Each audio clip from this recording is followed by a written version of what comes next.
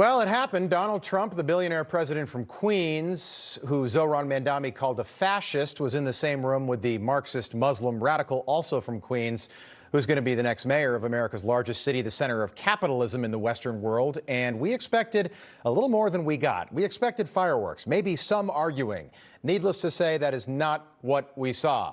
Joining us now for more body language expert Susan Constantine and someone who was in the room on Friday, former Navy intel officer and TPUSA contributor Jack Posobiec. Great to see you both. Susan, here's the first moment I want you to see. Take a look. Are you affirming that you think President Trump is a fascist? I've spoken about... That's okay. You can just say yes. Okay. All right. Okay. Yeah. It's easier. Yes. It's easier than explaining it. I don't mind. Such a strange moment. Susan, what did you see there? Yeah, I mean, this was like just two buddies just kind of bantering back and forth. So there was no animosity. There wasn't any sort of fight that was to be seen there. And it was respectful. So when I'm looking at their body language, they're going back and forth, making eye contact, brushing things off like it's no big deal. So they've obviously had some conversation before that put them both at ease and de-escalated whatever situation could have occurred on air. Jack, you were in the room. Did that moment surprise you? You know, why the president, I know there's always a reason, but he seemed so friendly with Mandami. Yeah, we were actually told beforehand that the White House's strategy was to be welcoming and for it to be cordial. I wouldn't say I was necessarily expecting a full-on bromance, but look, they're in a situation now where if and when these communist race-based policies, which I asked Mandami about, completely fail in New York, now they can't turn around and blame it on Trump. All right. I agree with you. I think that the president is transactional, and I think that he was on Friday for a reason. Susan, here was another moment where they both sort of seemed to show respect for one another. Take a look. It could go great, or it can go in a different direction. And I think you really have a chance to make it great. Mr. President, you say you love New York City. Mr. Mandami, does New York City love President Trump? New York City loves a future that is affordable. And I can tell you that there were more New Yorkers who voted for President Trump in the most recent presidential election because of that focus on cost of living. And I'm looking forward to working together to deliver on that affordability agenda. I got a lot of votes. Susan, what'd you make of that? Well, first of all, it was beautiful just watching them, you know, the two guys in one room having the same goals, and they had a plan, right? So the mutual respect, making eye contact, they were bantering back and forth, respectful.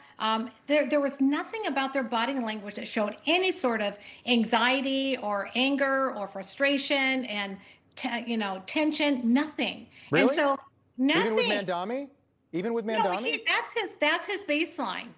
That's his baseline behavior. So he's holding himself as he's very cordial. He's not, he's not expanding himself and being out there and loud. So he's being respectful. That's not being rigid. That's just his natural baseline. Jack, I don't know. There's like an almost 50-year age difference. If you're meeting Donald Trump for the first time, I mean, he's larger than life. You know, meeting him for the first time. To me, it looked, and I'm not an expert, but it looked like Mandami was a little bit intimidating, Jack. What was it like in the room? Did you sense that at all? Like Mandami was being overly careful not to upset Donald Trump. Well, I think he definitely, if you could say it's certainly his baseline, and I agree with that. But if you also look at the way that he has another sort of Mandami, another sort of mode that he goes into. And this is the Mandami that is chanting at the DSA rallies, the Mandami that's getting in the face and screaming at ICE officers, the Mandami, really, quite frankly, that we saw in his acceptance speech, his victory speech in New York City, where he's attacking quite loudly and aggressively President Trump. That was the Mandami that was completely not seen. And I would also note that when I was questioning and really interrogating Mandami, that's when you really did see a body language change, because he did become rigid. He did sort of kind of quiver a little bit, and he did not like those questions. Let me play that moment, Jack, so everybody at home knows what you're talking about. Take a look. You're continuing this idea of race-based property taxes. No, to be very clear, That's what you said. No, the use of the term was a description of neighborhoods, not a description of intent. So you intend to tax the whiter neighborhoods more? No, we intend to create a fair property tax system because we want a New York City that is not only fair and equitable, but also one that every New Yorker can afford. Okay, I want to play one more moment, Jack. This is, I believe, you are reacting to what Donald Trump said, one of his answers. Take a look at this. And Susan, I want you to watch this as well and just get your reaction. You're a billionaire. You have a different address nowadays than you used to, but you used to call New York City home. Would you feel comfortable living in New York City under a Mamdani administration? Yeah, I would. I really would. Especially after the meeting. Absolutely. What makes you comfortable? We agree on a lot more than I would have thought. I think I want him to do a great job, and we'll help him do a great job. Through your head right there. And by the way, that video has been retweeted like 1 million times of you kind of with the eyebrows. Jack first, then I want to hear Susan.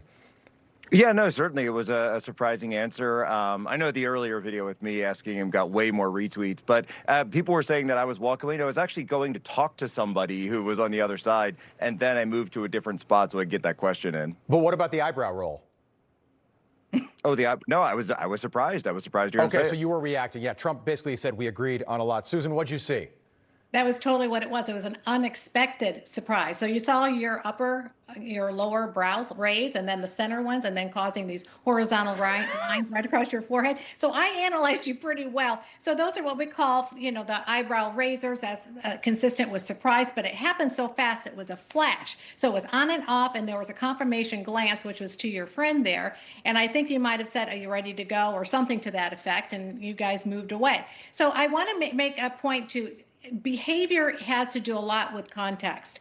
What is happening in that room at that exact time, your baseline will change dramatically from, let's say, he's there in the White House, rather than when he's out there and he's in front of a bunch of other people just raving like he normally does. All right, Susan Constantine, good to see you. Jack Posobiec, we'll have you back. Thanks so much.